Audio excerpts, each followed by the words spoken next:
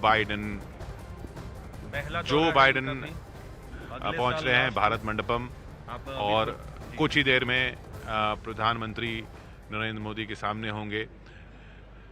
राष्ट्रपति जो बाइडन कल द्विपक्षीय बातचीत बायलैटरल मीट हो चुकी है प्रधानमंत्री मोदी के साथ। जो बाइडन है 2 महीनों के अंदर 2 बड़ी बड़ी बैठकें हुई। कल तो टाइम क्रंच करीब 1 घंटे की बैठक हुई थी। 1 घंटे, हाँ, 29 पॉइंट थे उस ज्वाइंट स्टेटमेंट के। आमतौर पे ज्वाइंट प्रेस करते हैं ये लोग, लेकिन क्योंकि अभी G20 के आयोजन में भारत फंसा हुआ है तो ज्यादातर जो मीटिंग्स है LK में यानी लोक कल्याण मार्ग में हो रही है प्रधानमंत्री आवास पे। लेकिन जो बाइडन की मीटिंग खास थी, आज मीटिंग होने वाली है और जो बाइडन पे तो सबसे ज्यादा नजर थी मुझे लगता है तमाम G20 के नेताओं को। और क्रम में भी अगर और अब क्वाड के लिए भी उनको न्योता दिया गया है। क्वाड के सम्मेलन और जिसकी हम लोग बात कर रहे थे कि हो सकता है कि अगले गणतंत्र दिवस पर उन्हें आमंत्रित किया जा सके तो अगले साल के अंत में अमेरिका में भी चुनाव होगा। जी, भारत में तो चुनाव है ही, अमेरिका में भी भारतीय मूल के लोग बहुत मायने रखते हैं। और तो मायने तो इतना रखते हैं कि अब तो ऐसा लग रहा है कि ऐसा ना हो जाए कि दोनों रिपब्लिकन और डेमोक्रेटिक में दोनों तरफ ही जो उपराष्ट्रपति पद के जो उम्मीदवार हों दोनों ही भारतीय मूल के हो सकते हैं। विवेक रामास्वामी हो सकते हैं और कमला हैरिस तो हैं। किशोर, अभी तो स्क्रीन पे वक्त है कि जो बाइडन और प्रधानमंत्री मोदी के हैंडशेक को ही देखा जाए। लेकिन अब से थोड़ी देर पहले हम लोग बात कर रहे थे बाइपोलर, मल्टीपोलर, यूनिपोलर।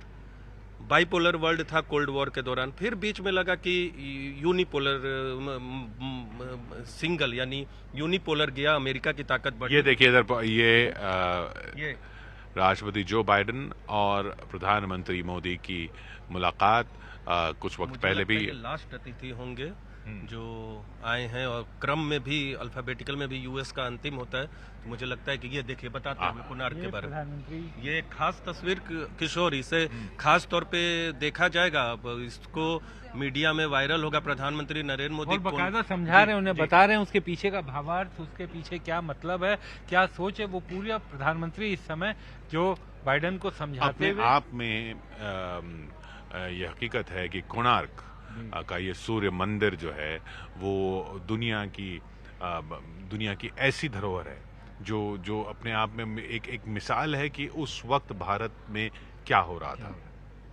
तो कोणार्क को शोकेस करता हुआ भारत, प्रधानमंत्री मोदी नटराज और ये नटराज की मूर्ति। तो किशोर, हम बात कर रहे थे भारत ने जो अब डिप्लोमेसी अपनाई है पिछले 10 सालों में, 9 सालों में, वो मल्टीपोलर डिप्लोमेसी अपनाई है।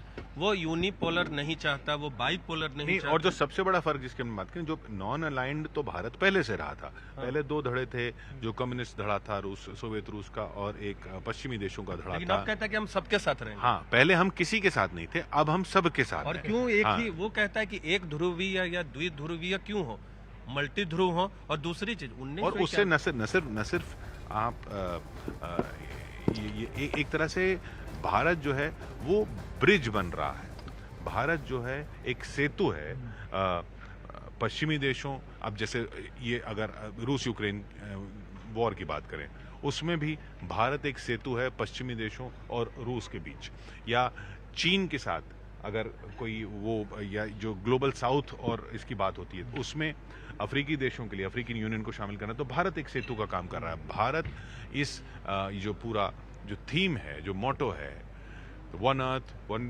फैमिली वन फ्यूचर, उसको दिखाते हुए। और इधर